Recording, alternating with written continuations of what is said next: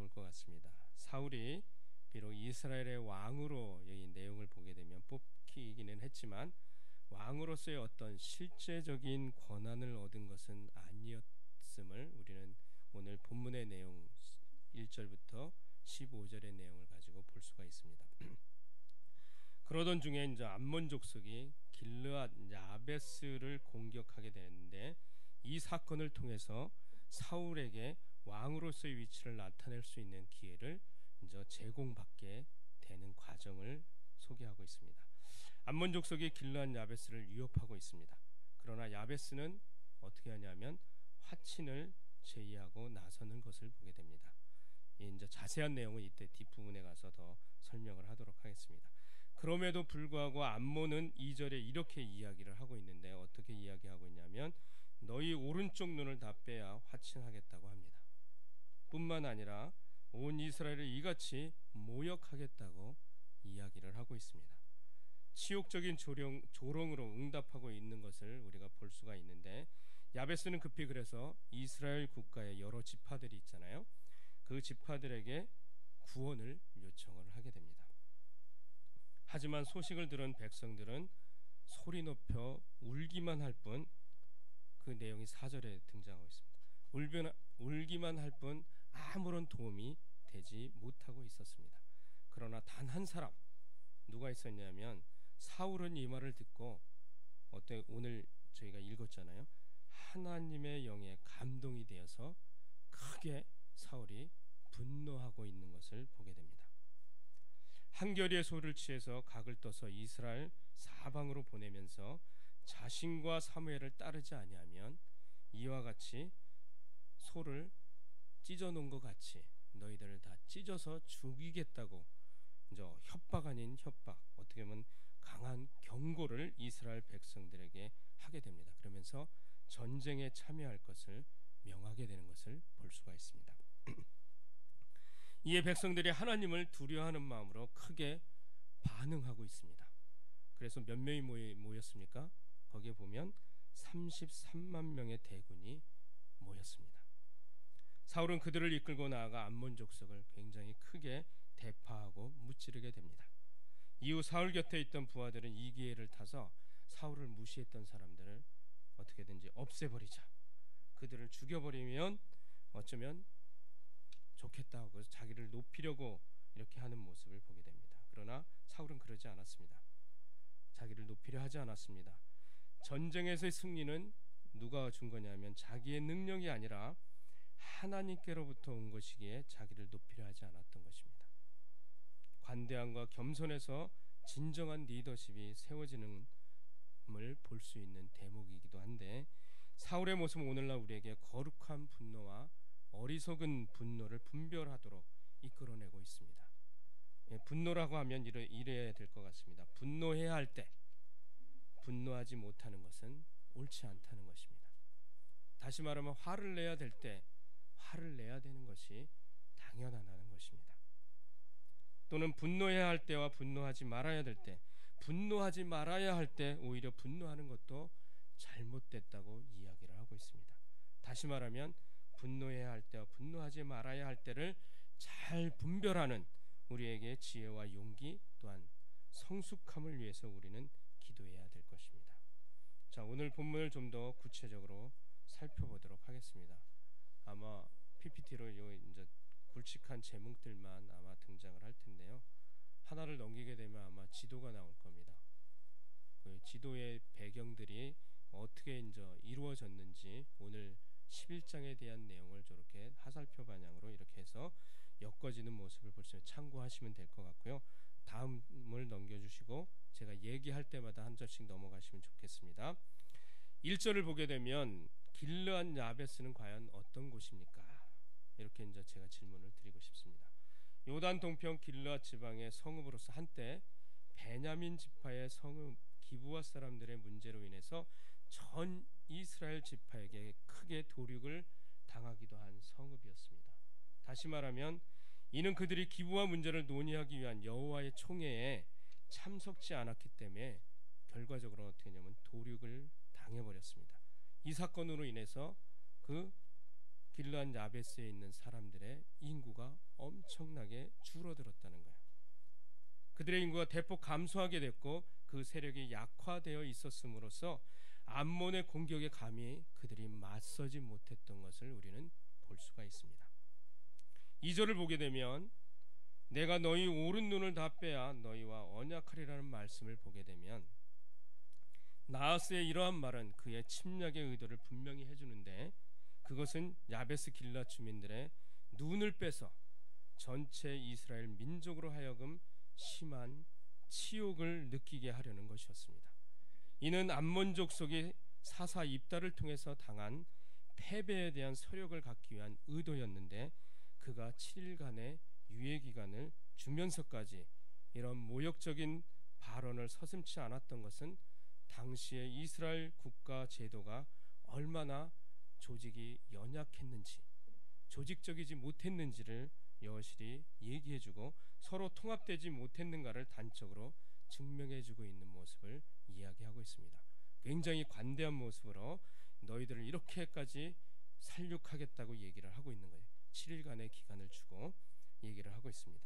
3절에 보면 이스라엘은 온 지역에 전령들을 보내게 하라라는 의미가 있습니다. 그 의미는 무엇이냐? 7일간의 유예 기간을 주어서 그동안 온 이스라엘 지파에서 원병을 청하게 하라. 그래도 아무도 우리를 도울 사람이 없다면 너희가 시키는 대로 하라는 뜻입니다. 이러한 야베스 길르앗 장로들의 말을 나하스가 순순히 들어준 것은 당시 이스라엘 상황으로 보아서 어때요? 여러 다른 지파의 실제적인 도움이 불가능하다고 판단했기 때문에 여유 있게 7일간의 여유를 그들에게 허락한 것입니다. 또한 길르앗 장로들이 전령을 모든 지파에게 보낸 것을 보아서 당시에 사울이 이스라엘의 왕으로 선출되었다는 사실을 제대로 많은 사람들이 알지 못하고 있었다는 것을 짐작해 볼 수가 있습니다. 이런 사실은 전령들이 사울이 있는 기브에 도착해서도 어땠냐면 사울을 찾지 않고 다만 백성들에게 이 소식을 알려서 그들이 통곡하고 우는 장면이 등장하는 모습을 보게 되죠. 결국은 사울이 왕으로서의 존재의 가치가 없었던 시대였던 것을 우리는 볼 수가 있습니다.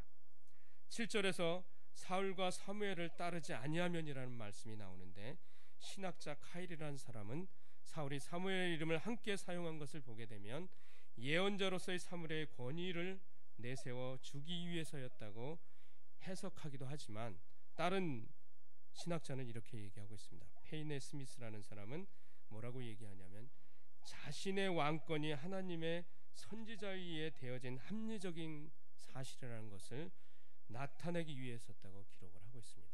다시 말하면 사무엘에 의해서 사울이 기름 부음을 받았기 때문에 그것을 하나님의 사람으로 내가 세워졌다는 것을 증명해 주기 위해서 사무엘을 거론했다는 얘기를 할 수가 있을 것 같습니다. 12절에 보게 되면 사울이 그러면 어찌 우리를 다스리겠냐고 한 자가 누구니까라는 말씀은 암몬 족속을 격파하자 백성들의 마음이 사울에게 쏠려서 이제는 사울을 반대하던 무리들을 다 죽여야 한다는 열성적인 충성을 보여주고 있는 것을 보게 됩니다.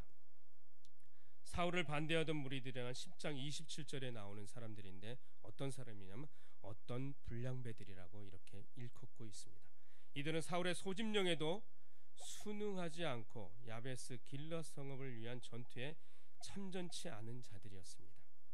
그래서 13절에 이날의 사람을 죽이지 못하려는 말씀을 보게 되면 자신의 왕으로 추대되는 일을 반대했던 자들에 대한 사울의 이러한 태도는 단순한 관용과 동정심의 표현만이 아니라 정치적인 측면도 고려된 것이었음을 우리는 볼 수가 있습니다.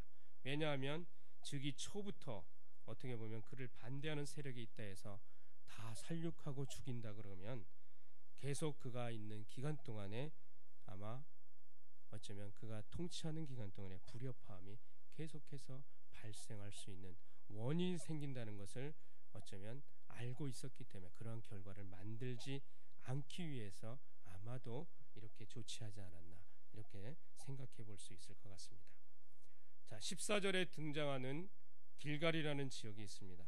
이 길갈의 뜻은 돌로 두른 곳이라는 뜻을 가지고 있는데 이스라엘 백성들이 요단강을 건넌 후에서 첫 번째 진을 친 곳으로서 여리고 동편에 위치하고 있습니다.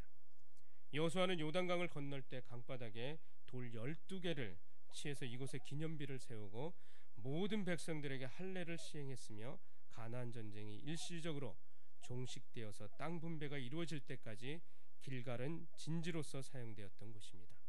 그 후에도 사무엘이 이곳을 순회하며 다스린 것으로 보아서 매우 중요한 위치에 이스라엘의 위치에 있었음을 우리는 분명히 알 수가 있습니다. 14절 하반절에 나를 새롭게 하자라는 말씀이 있습니다. 야베스 길라 사건으로 사울의 위치가 돋보이게 됨에 따라 그의 왕권을 공고히 해주기 위해서 사무엘이 취한 조치였습니다.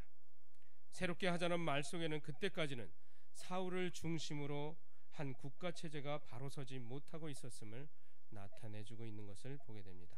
그래서 제대로 이제 국가로서의 변모를 갖추자 하는 의도가 포함이 되어 있습니다.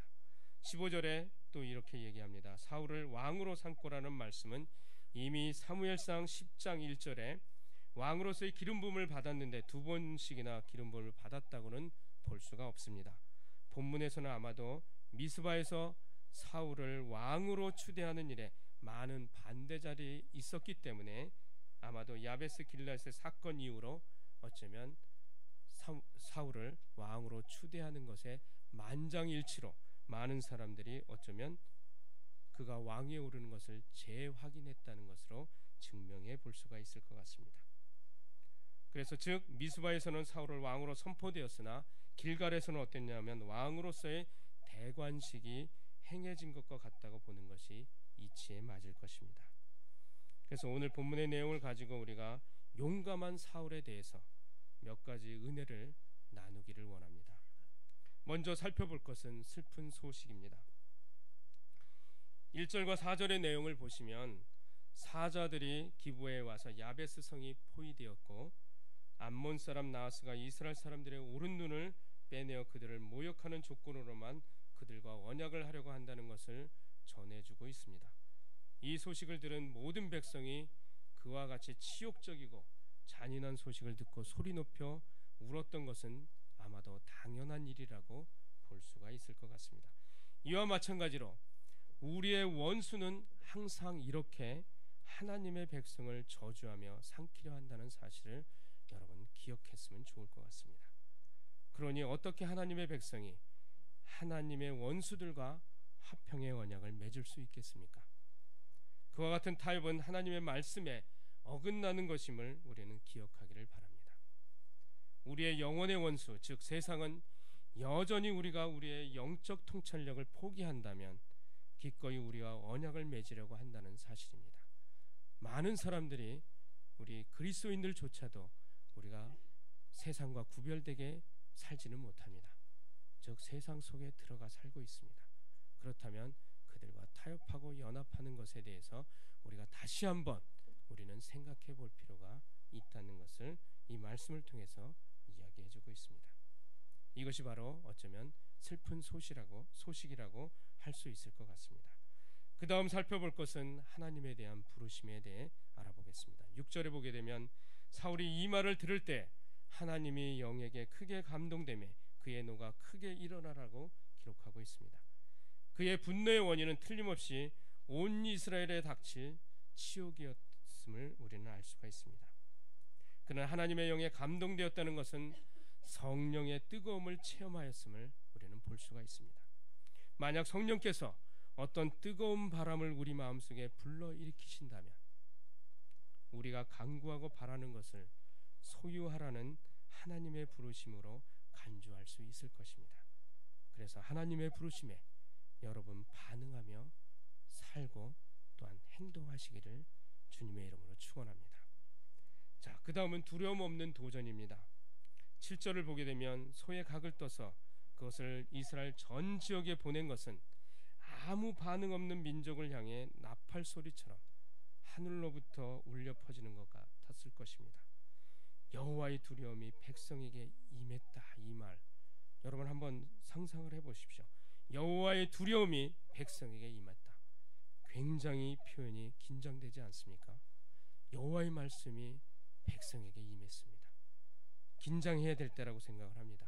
지금 마지막 때를 살고 있는 우리도 동일한 메시지를 듣고 있을 거라고 생각이 됩니다.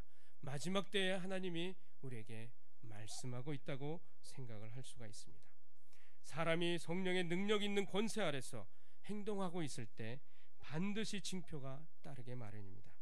민족적 위기가 올 때 하나님의 사람은 결코 수수방관해서는 아니 됩니다. 그 부름에 즉각적으로 반응할 필요가 있다는 것을 이야기를 해주고 있습니다. 하나님께서 그의 뜻과 능력을 드러낼 사람들을 택하시는 것이 언제나 그의 방법이었던 것을 우리는 기억해 볼 수가 있습니다. 사람이 움직이지 않는다면 성경에 보면 얘기하고 있잖아요. 돌들로 그들을 일으키겠다, 얘기하게 하겠다, 그들로 군사를 세우겠다고 얘기하지 않습니까? 두려움 없는 강한 용기를 가지고 있는 사람은 성령이 강하게 몰아치는 바람에 의해서 태어난 자의 특성임을 우리가 기억해야 됩니다. 여러분 성령 충만하십니까? 성령 충만한 사람이라고 여러분 자부하고 있습니까? 그렇다면 하나님의 말씀에, 하나님의 부르심에 반응하셔야 됩니다. 반응할 뿐만 아니라 여러분이 어떻게 세상 속에 나가서 복음에 대해서 외쳐야 되는지 행동해야 된다는 사실이에요. 듣고만 있는 것이 아니라 움직여야 된다고 얘기하고 있습니다. 여기에 길르앗 야베스의 사건들을 통해서 이스라엘 백성들에게 그렇게 사울이 소를 다 쪼개 가지고 보내서 너희들도 반응하지 않으면 이와 같이 될 것이라고 얘기했을 때 그들이 움직였던 것처럼 마지막 때를 사는 이때 우리에게 강한 경고의 메시지를 주고 있는 것이라고 생각합니다. 크리스찬들이 제대로 살지 않으면, 제대로 말씀 속에서 움직이지 않으면 세상이 지금 어떻게 돼가고 있는 모습을 보면서 여러분 한탄스럽지 않습니까? 왜 그리스도인들은 욕망 먹어야 되나요? 큰 교회들이 쓰러져 가고 있는 모습 속에서 우리들은 과연 무엇을 하고 있는지 생각해 볼 필요가 있다는 생각을 하게 됩니다.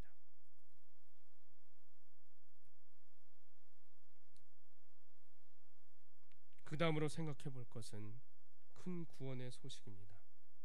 사울의 강력한 이스라엘 소집은 매우 압도적이었음을 볼 수가 있습니다. 그가 그렇게 강력하게 호소하고 경고하니까 사람들이 33만 명이나 모였습니다.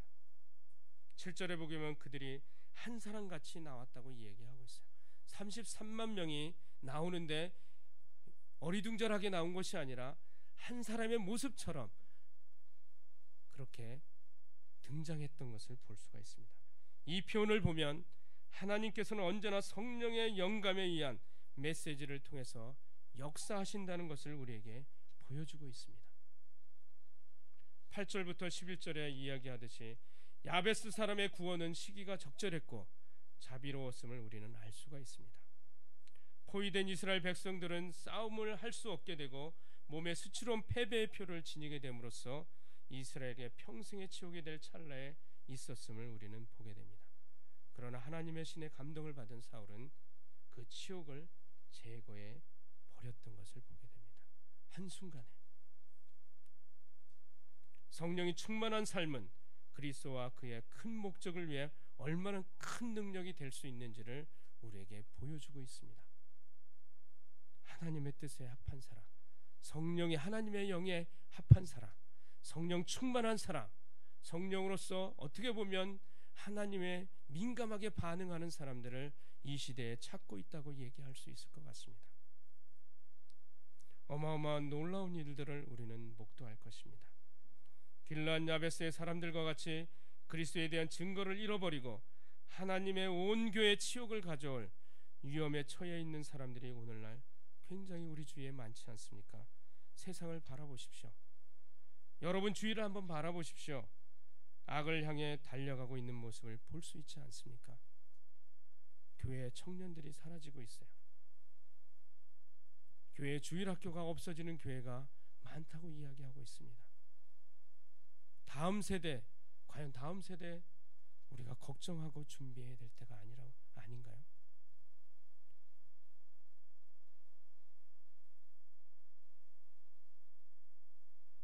온 땅에 그리스도의 복음이 전파되어 하나님의 백성의 세상의 어떠한 핍박과 압제 속에서 그들을 구하고 멸망하는 자들을 구원하기 위해 한 사람같이 우리가 등장해야 되지 않겠습니까? 그리스도인들이 모이면 막 웅성웅성하고 분열이 생기고 나눠지고 싸움이 일어나는 모습들을 볼 때 너무나 안타깝습니다. 이제는 하나가 돼야 됩니다. 하나로 뭉쳐서 뭔가 힘을 발휘해야 할 때가 아닌가 생각해 봅니다. 또 한 가지 생각해 보겠습니다. 관대한 중재입니다. 처음부터 사울을 지지하고 따랐던 사람들이 사울의 통치를 반대하는 모든 자들을 죽이겠다고 했을 때 사울은 12절과 13절에 통해서 이렇게 이야기하고 있습니다. 이날에는 사람을 죽이지 못하리라 말씀하고 있습니다. 하나님의 손에서 큰 특권을 누리는 자들이 그들에게 죄를 범할지도 모르는 자들에게 큰 간용을 베푸는 것은 매우 적절하다고 생각을 합니다. 그리스도의 종들이 그들의 영적 권위나 성직의 지위를 이용해서 개인적인 욕심을 채우고 자기한테 불이하게 한 사람들을 복수하기 위한 수단으로 사용하는 것은 매우 옳지 않은 행동이라고 볼 수가 있습니다. 수많은 곳에서 이 일들이 교회 안에서 또한 일어나고 있다는 얘기예요.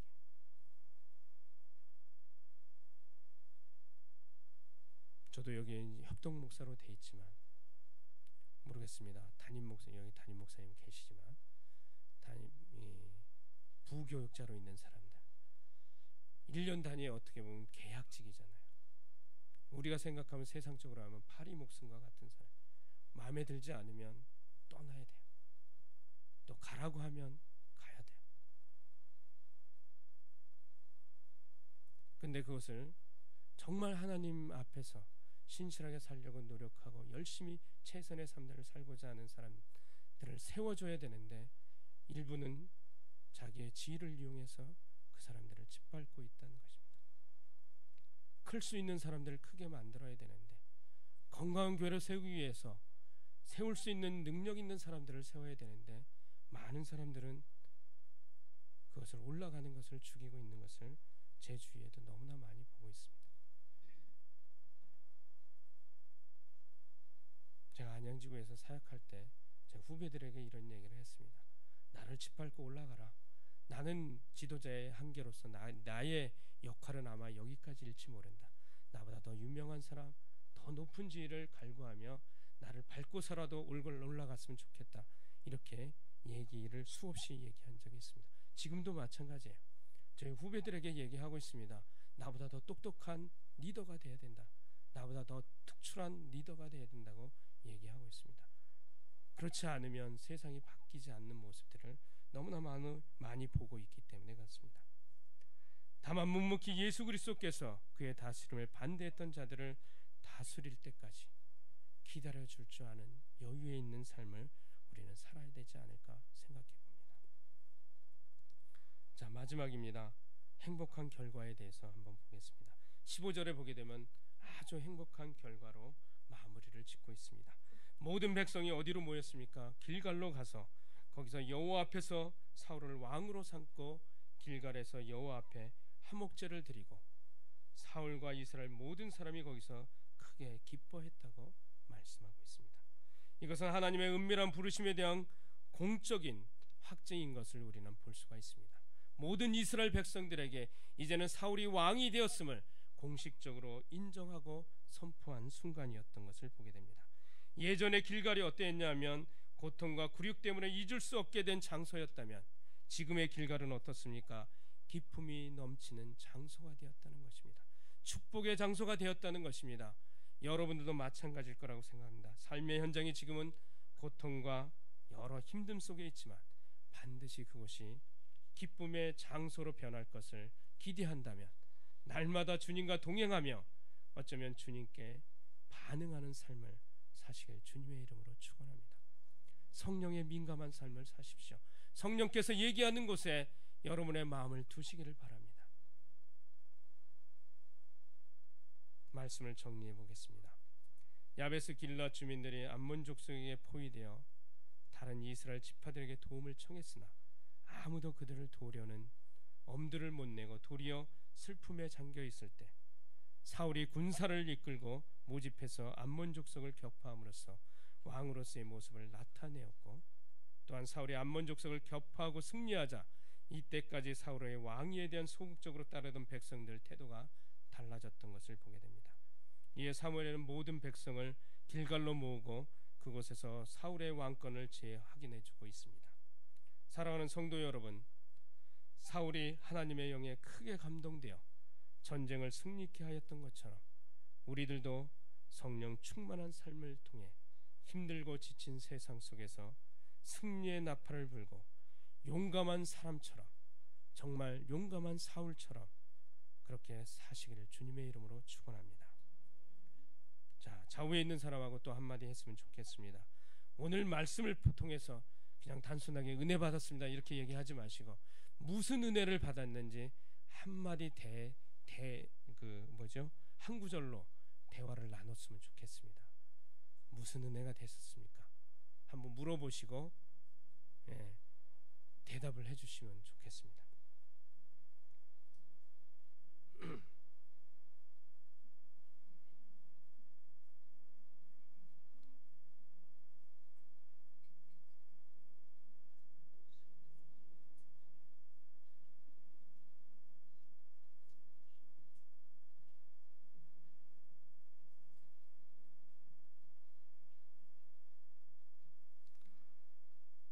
네, 제가 기도하겠습니다. 사랑의 하나님, 사울이 하나님의 영에 크게 감동되어 이스라엘 백성들을 어려움에서 구원했던 것처럼 우리의 삶 속에서 날마다 성령 충만을 통해 승리하는 삶을 살게 하옵소서. 정말 하나님과 동행하는 삶을 살게 하여 주옵소서. 끊임없이 하나님의 복음을 기쁨으로 순종하며 나아가는 삶이 되게 하옵소서. 세상 속의 소금과 빛으로 그리스도임을 드러내놓고 감사하는 삶을 살게 하옵소서. 이제는 움직일 때입니다. 이제는 행동할 때입니다. 사랑하는 주님, 반응하게 하며 사는 그리스도인이 되게 하여 주옵소서. 예수님의 이름으로 기도합니다. 아멘.